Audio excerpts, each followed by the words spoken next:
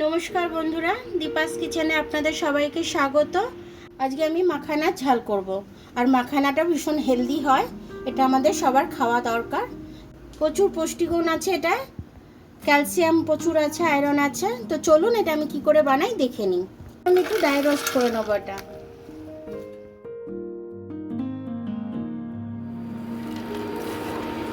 এটা dry roast হয়ে গেলে আমি এটা হাতে করে ভেঙে দেখাবো। ভেঙে যাচ্ছে, একদম ভেঙে গুড়িয়ে যাচ্ছে, এরকম মানে গুড়িয়ে যাবে যখন, তখন জানবেন মাখানাটা রোস্ট করা হয়ে গেছে। বাটারটা দিয়ে আমি মাখানাটা ভেজে নেব, ঘি দেবো না। বাটারটা দিয়ে দিয়েছি, অনেকখানি গলে গেছে। বাটার দিয়ে এটা আমার ভাজা হয়ে গেছে, আমি এবার এটা তুলে রাখবো। তেজপাতা ফোড়নে দিয়ে দিলাম, আমি একটু জিরে ফোড়নে দিয়ে দিলাম। এবার পেঁয়াজটা আমি এর মধ্যে দিয়ে দেবো, একদম গুঁড়ি গুঁড়ি করে আমি চপ করে রেখেছি। এটাকে আমি এবার একটু ভেজে নেব। ততক্ষণ ওদিকে মিক্সিতে আমি একটা মশলা তৈরি করব, চলুন সেটাও আমি দেখিয়ে দিচ্ছি কি মশলা দেবো আমি এটার মধ্যে। টমেটো আমি কেটে রেখেছি, এটা দিয়ে দিলাম। 1 ইঞ্চির মতো একটু আদা আমি কেটে রেখেছি, দিয়ে দিলাম। আর 3-4-5 কোয়ার মতো রসুন দিয়ে দিলাম। 2টো কাঁচা লঙ্কা দিয়ে দিচ্ছি, আর একটু কাজু বাদাম দিয়ে দিচ্ছি। জল না দিলেও হয়, টমেটো থেকে বেরোয়, তাও একটু দিলাম। একটু ভাজা হবে এটা, পেঁয়াজটা নরম হয়ে গেছে, আর একটু ভাজা হোক। আমি নুন দিইনি, তো একটু নুন দিয়ে দেবো।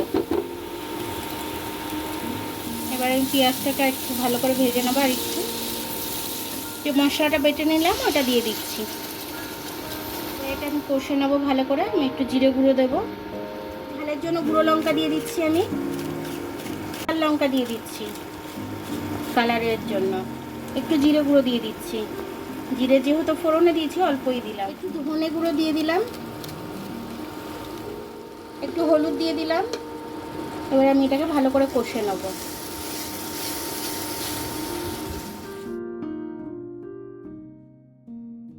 দই নিয়ে নিচ্ছি, আমি মিক্সিতে গুঁড়িয়ে নেব।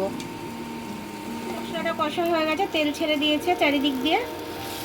মশলাটা আমার খুব ভালোভাবে কষা হয়ে গেছে। এবার আমি টক দইটা দিয়ে দেবো একটু। এবার আমি মশলাটা দিয়ে একটু টক দইটা দিয়ে একটু ভেজে নেব, না হলে টক দইয়ের কাঁচা গন্ধটা থাকবে। একটু ভালো করে কষে নেব। মশলা দিয়ে দিচ্ছি আমি এটার মধ্যে, দিয়ে দিয়েছি। এবার আমি একটু জল ঢেলে দেবো। আমি মিক্সির গ্লাসটা ধুয়ে জলটা দিয়ে দিচ্ছি।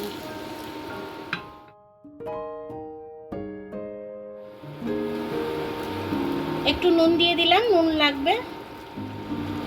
একটুখানি চাট মশলা দিয়ে দিলাম। ঝোলটা আমার ফুটে উঠেছে, আমি মাখানাটা দিয়ে দেবো। কিছুক্ষণ আমি ঢাকা দিয়ে এটা হতে দেব। যদি গরম মশলার গন্ধটা কম লাগে তাহলে আমি আবার একটু গরম মশলা দেব, একটু দেখে নেব। ভীষণ পরিমাণে এটা ছেটকাচ্ছে, ওই জন্য আমি এটা বন্ধ করেছি ইন্ডাকশনটা। একটু পাতা দিয়ে দেবো, পাতাটা দিয়ে দিয়েছি। এবার নেড়ে আমি নামিয়ে নেবো। এটা দারুণভাবে ছেটকাচ্ছে, আর এর থেকে বেশি ঝোল শোকাবো না আমি।